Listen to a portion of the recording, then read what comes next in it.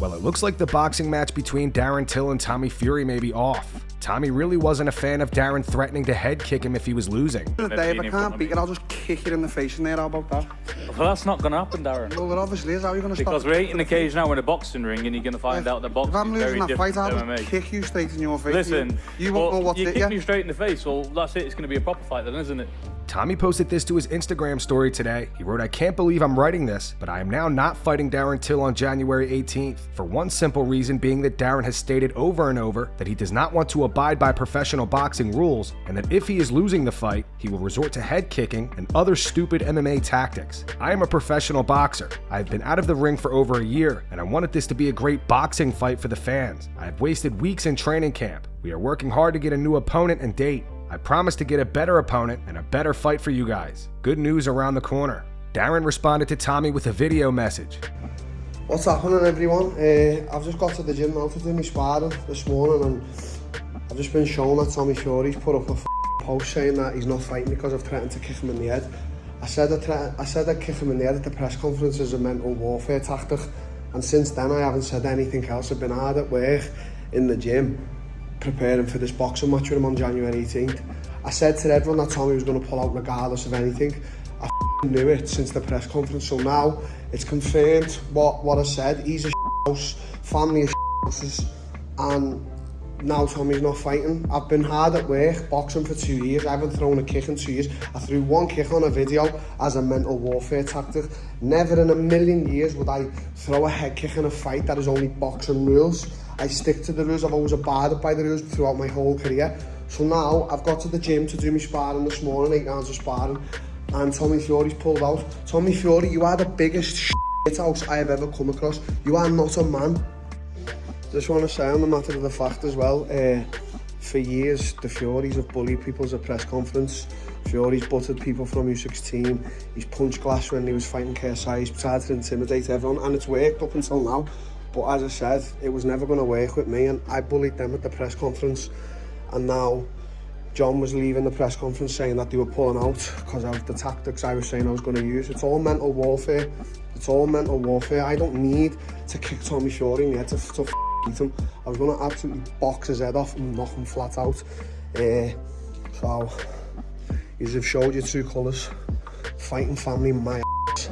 Darren ended it off by posting this on X. He wrote, "Just so everyone knows and is clear, Tommy Fury was the A-side in this event, which means he was getting more money and he gets to call the shots over me, which is rightfully so. He's the boxer and he's the bigger name. So if this is the case, he could not fight me and fight someone else. This is not happening. Tommy has pulled out, and I'm still main eventing on that date. Now I'm the A-side and I call the shots. Opponent being found as we speak. I have always abided by the rules of fighting my whole life. I was building the fight with Tommy and saying things I knew he would himself from, because I know deep down he's not a real fighting man, and now it comes to fruition. What I have said is true. He has pulled out and shown his true colors. See you all January 18th, because no matter what, I'll be there as I always have been. I always show up and always will for the fans whether you like me or not. Someone find John Fury for me, because he's not answering the phone, probably butting young coaches again or punching glass." Jamal Hill gave some clarification on his arrest back in 2023 for domestic violence. Jamal had a physical altercation with his brother. On X, he wrote, "My brother punched my kid's mother in the head trying to hit me, and I jabbed him once, then tried to extort money out of me. That case was thrown out 9 months ago, and motherfuckers want to keep talking like my family betrayal for money is cool or funny. Y'all that mad you can't teach my level." He followed up with, "Weird how people are cool with a man hitting a woman because y'all don't like her kid's father. This community is cooked. Y'all weird as and honestly, I used to be honored to fight for y'all, but seeing the true IQ and pathetic level of hate and stupidity, I'm good." Rob posted another skit regarding his upcoming fight with Umar Nurmagomedov at UFC 311. Hey boss, Dana, now that our business meeting is done, I would like to come and have a friendly meeting with you. Marab came into the office late last night. To get to really know me, and especially how to say my last name before the fight. Between the champion, Marab Devashili. My last name is not Davashvili. My last name is Tvalishvili. Love you, boss. I'm here, always. Company boy. January 18. Umar, I'm coming for you. No, you coming for me. Let's go. You better show up, Renato Moicano roasts Michael Chandler over his recent statement. Chandler said that he believes he would beat Charles Oliveira 9 times out of 10, despite losing to him twice now. Renato thinks Chandler needs to brush up on his math skills. I will keep it simple. I think he's not good at math because how can he beat the guy 9 of 10 times if he lost 2 times for him? That doesn't make sense, my brother. We need some math over here. What do you think, Gilbert? Yeah, I think he's not good at math too. Think about that, But right? that's a very tough fight. Like, So maybe if he say 8 out of 10, that would make more sense. but even I think he did that intentionally to get headlines. yeah, 100%. You don't think? He's No, I very think good. he was like, oh. He was what? I beat him all the time. But I'm not gonna talk trash because my English is not on the point today. it But is. But your English is good. Yeah, you gotta stop hating on your English. Your English is good. Yeah. Bro. Your I'm being English, real. your English Both is of just your like English. my Spanish, bro. yeah, you didn't like too much about that. But a lot of people say, yeah, he really looks like a Cuban speaking English. No, I look like Brazilian speaking English. That's No, my Spanish. but I don't know. I think Michael Chandler, we saw he doesn't have the tools to beat Charles, in my opinion. Not in my opinion. He lost 2 times. Let's be He's a honest. knockout or bust, realistically. What? He's a knockout or bust against Charles. Yes, Yeah. yes, And, yes. and even for a trilogy now would be hard, right? Like you lost the guy twice already. Yeah, so- I think that fight's tough. You lost twice to the guy, And how you gonna? and then you lost 4 fights in a row. We Why don't you, need. why you gonna predictions, ask my him, brother. Kyle? We gotta come. Yeah. We don't need to knock on wood, bro. Alessandro Pantoja says Kaya Sakura knocking out one of his teammates made him train even harder for this fight. I want to show my level, you know. That's why I'm fighting in UFC, you know, to fight with every fighters of the world, you know. I want to fight with the best fighters of the world. And I get that Kaya Sakura like an opportunity for me to show that, you know. Bring someone new, champion in Asia, and I have the opportunity to fight with him. I love that. He fight like the old fighters in Pride, you know, the gold times in Pride, and that's what everybody want to watch, you know, that fight style, aggressive, come to put everything in the octagon. And of course I see a couple fights. He fight with this, one of my teammates, Kyoji Horiguchi, and Kyoji Horiguchi for me one of the best fighters of the world. And then I get the advice, you know, because he knocked out Kyoji, and then I realize I have a true fighter Saturday, you know, and that make me train very hard, and of course I'm involved my game for get the fight. Yeah, that's what, about the mindset we have in the gym, you know, having the training camp and all the time, you know. We have the opportunity to fight for the belt one more time. That's what I think, you know. And when we schedule the fight, me and Asakura have one hand in the belt, because when you fight the 50-50 all the time, you know. And I want to put my 2 hands in the belt again. I want to prove I'm the world champion again. Kaya Sakura says it's an honor to be in the UFC and fighting Alessandro Pantoja for the featherweight title. He says he wants to have an explosive performance. I've always aimed to fight in the UFC, so I'm very, very excited.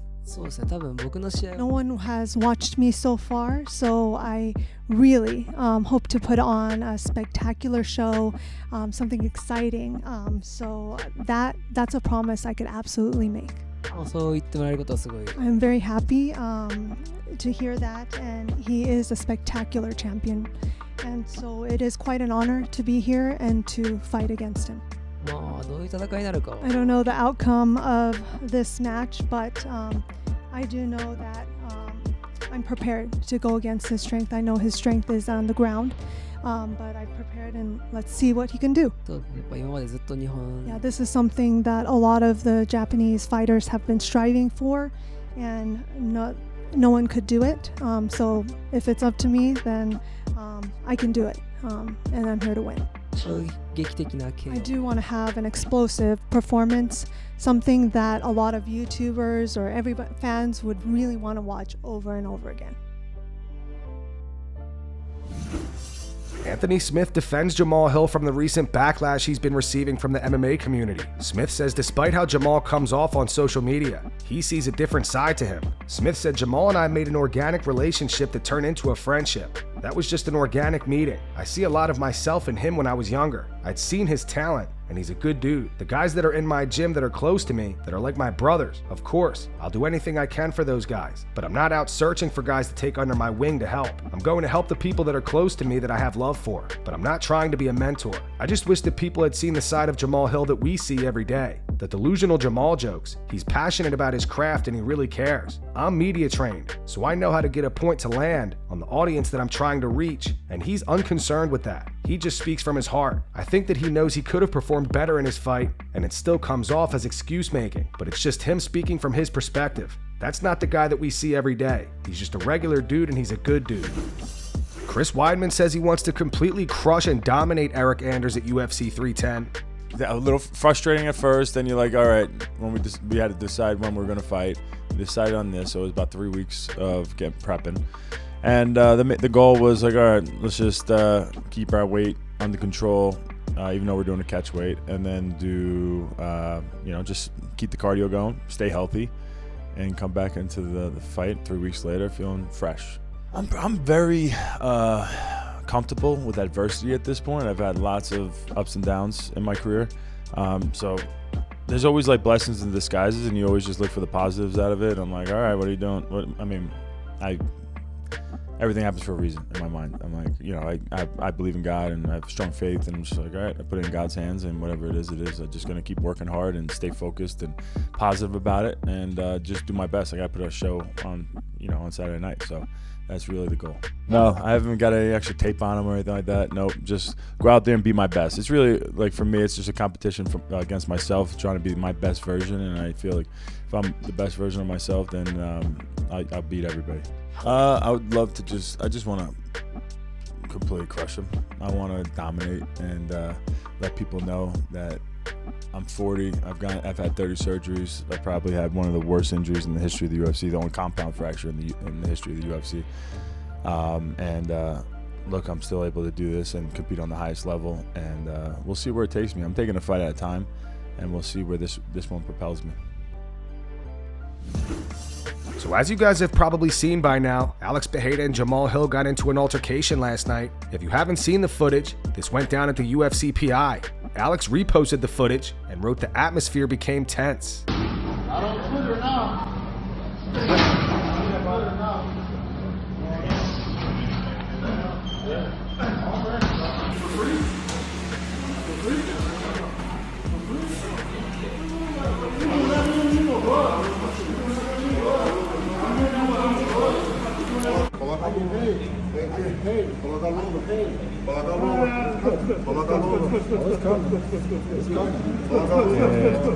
Let's make money. Let's make money. Out here. Get that money. Get that money from that boy being asleep. We good. We good. We good. We good. Boys, we good. We good. Boys, we good. We good. We good. We good. We good. We good. In the cake, boys.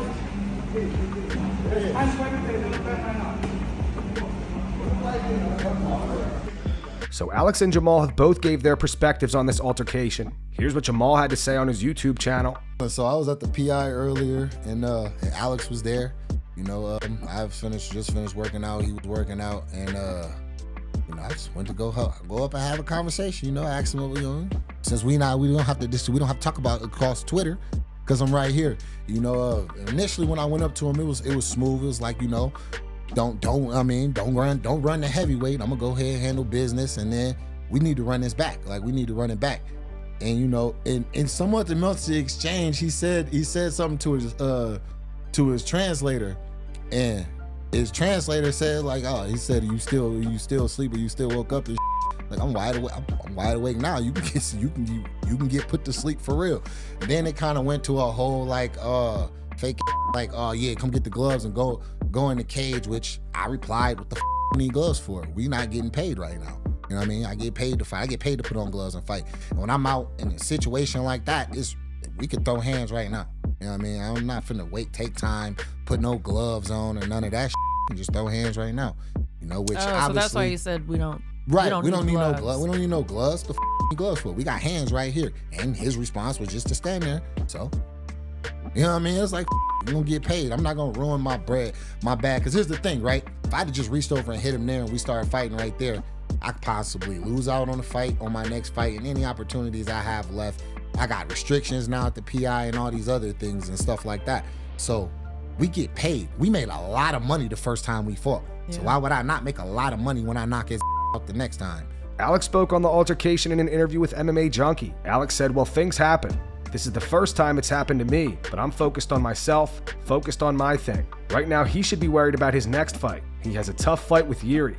Alex also spoke on a potential fight with Magomed Ankalaev and John Jones. On Magomed, he said it seems to be, I don't know. But like I said before, I want to make it harder for him because of all the lies he said about me. Let's see what's next. On John Jones, Alex said, I'm happy to be called out by all these people. Keep my name out there. People are enjoying my job. But at the end of the day, what I really want is to continue my work and keep defending my belt.